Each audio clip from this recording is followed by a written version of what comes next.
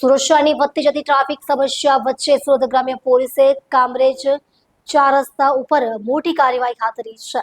પોલીસે ટ્રાફિકમાં અડચણરૂપ બની રહેલા 50થી વધુ ઓટો રિક્ષાને ડિટેઇન કરીને કાયદેસરની કાર્યવાહી હાથ ધરી છે.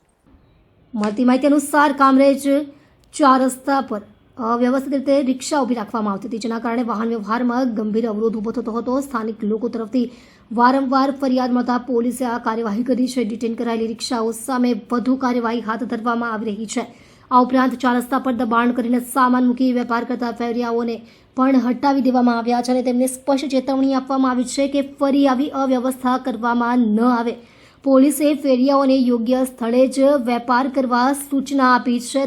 નોંધનીય છે કે તાજેતરમાં જ કામરેજ વિસ્તારમાં પોલીસ ઇન્સ્પેક્ટર ગોજિયાની બદલી કરવામાં આવી છે. નવા પીઆઈના આગમન બાદ પોલીસે આ વિસ્તારમાં કાયદો અને વ્યવસ્થા જાળવવા માટે સખત પગલાં લેવાનું શરૂ કર્યું છે.